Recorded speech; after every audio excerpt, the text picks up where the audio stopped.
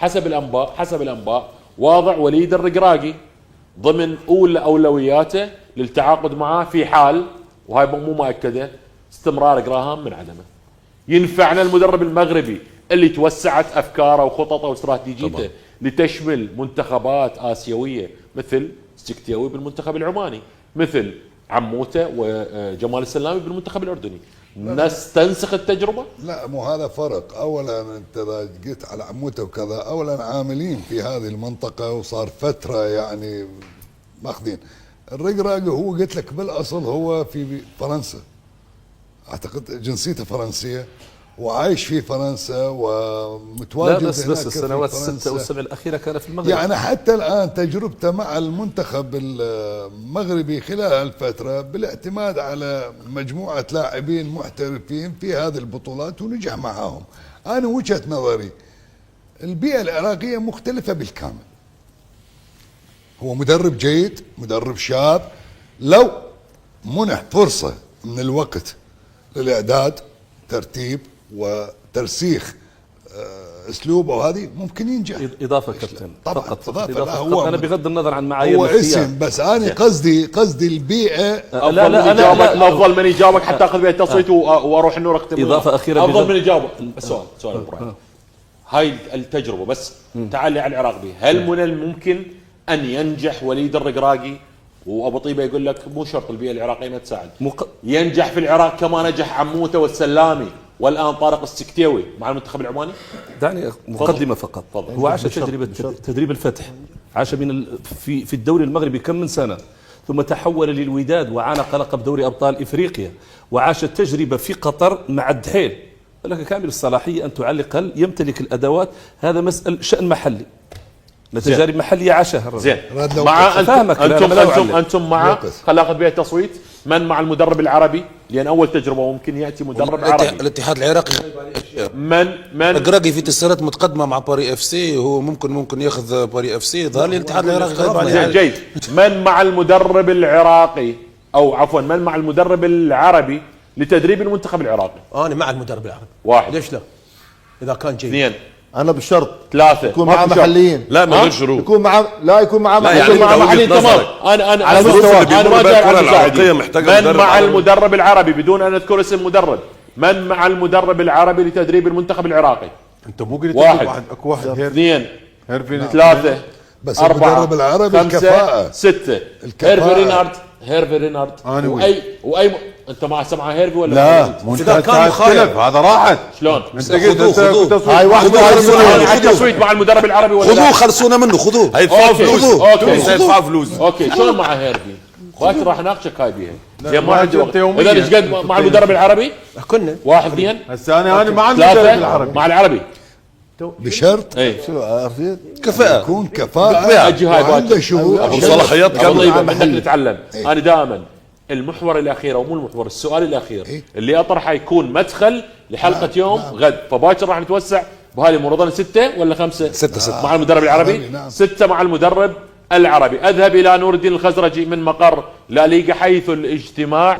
مساء الخير عليك، ماذا لديك؟ وهل الاجتماع راح يكون الساعه 7 على الموعد المحدد؟ 2 اهم الملفات اللي ممكن تتم مناقشتها بهذا الاجتماع. 3 هناك انباء تتحدث عن بدء مفاوضات اوليه مع المدرب المغربي وليد الرقراقي. ما مصير جراهام؟ وايضا معلومه التغيير الشامل بالكوادر الاداريه والطبيه والاعلاميه بالمنتخب الوطني. بدأ هذا الحديث عن التغيير يدور شيئا فشيئا. تفضل نور. تحية طيبة لك زميلي علي ولا كل متابعي ليالي المونديال وقناة اي نيوز. بالتأكيد نحن الآن نتواجد في مقر الليغا حيث الاجتماع الخاص بالمكتب التنفيذي لاتحاد كرة القدم. الاجتماع سيبدأ بعد قليل في انتظار النائب الأول السيد سرمد عبد الله. فقط السيد سرمد إلى الآن لم يصل. الكل يعني في قاعة الاجتماعات ينتظرون السيد سرمد عبد الله. يعني حسب المصادر اللي جمعتها اليوم من داخل أروقة الليغا أنه الاجتماع هذا سيشمل العديد من الأمور مهمة، العديد من التفاصيل التي تخص واقع الكرة العراقية. سيناقشون موضوع الوفد الإداري الذي كان مرافق للمنتخب الوطني في مونديال كأس العالم 2026، ماذا حصل من أمور لوجستية، أمور إدارية، أمور مالية، وأيضا أمور فنية وغيرها. راح يناقشون يعني السيد محمد ناصر رئيس الوفد اللي كان مع المنتخب الوطني في أمريكا والمكسيك وكندا. أيضا هناك جملة من القرارات اليوم ستصدر من قبل يعني أعضاء اتحاد الكرة، حيث أن ستتم تسمية عدد من اللجان الخاصة بالعمل القادم لاتحاد الكرة، منها لجنة الحكام، منها لجنة الاستئناف وغيرها من هذه اللجان. موضوع المدرب جراهام أرنولد، يعني حسب المعلومة اللي وصلتني قبل قليل أنه السيد يونس محمود رئيس الاتحاد اجتمع مع السيد جراهام أرنولد في يعني وسط أجواء المونديال، وبالتحديد بعد مباراة فرنسا حول مسألة التجديد وغير ذلك. جراهام طلب من الكابتن يونس محمود أعطاه القليل من الوقت والاستمتاع بالإجازة، على اعتبار أنه هناك يعني وقت كافي، لأن يعني عقد جراهام سينتهي يوم 30/7، أي بمعنى أنه يعني هناك وقت زمني يعني بين المدرب والاتحاد يكفي للتفاوض. لكن الاتحاد وضع خطة ثانية في حال لم يعني يتم التجديد مع السيد جراهام أرنولد، على اعتبار أنه جراهام أرنولد كما تعرف علي لديه عقود ولديه عروض من منتخبات عدة، منها المنتخب الإماراتي، وهناك عرض مالي ضخم للسيد جراهام أرنولد من المنتخب الإماراتي. يعني جراهام أجل موضوع التفاوض حسب كلام المصدر المقرب من كابتن يونس محمود، أجل مسألة التفاوض إلى ما بعد نهاية العطلة اللي راح يقضيها جراهام أرنولد مع عائلته، يعني الأسبوعين القادمة. لكن اتحاد الكرة اتجه بوضع خطة ثانية في حال عدم يعني إقناع جراهام أرنولد بالتجديد، وهو طرح موضوع السيد وليد الركراكي مدرب المنتخب المغربي، وأيضا طرح المدرب الآخر سيد رينارد المدرب الفرنسي والمدرب السابق للمنتخب السعودي والمنتخب التونسي الحالي اللي شارك بالمونديال. يعني هناك جملة من الأمور ستتخذ اليوم، ننتظر الاجتماع وما سيصدر. أيضا المعلومة الأهم أنه اتحاد الكرة علي إذا تسمعني شباب مو صوتكم ده يوصل للمراسل ترى. تفضل نور. علي. أسمعك نور. أيضا المعلومة الأخرى هي أنه اتحاد الكرة اليوم أو يوم أمس وليس اليوم أقام شكوى جزائية بالقضاء العراقي ضد الإعلامي ميناس السهيل. الدعوة المقامة هي من قبل اتحاد الكرة على الإعلامي ميناس السهيل بدعوة التشهير والإساءة للاعبي المنتخب الوطني فقط. هذه الدعوة، لا توجد أي شكوى على بقية المقدمين، على بقية البرامج، على بقية المؤسسات الموجودة. فقط الشكوى هي على ميناس السهيل. تتضمن الشكوى يا نور؟ المحاكم العراقية. نور الشكوى وننتظر ما سيجري بعد قليل. نعم الشكوى شنو تتضمن؟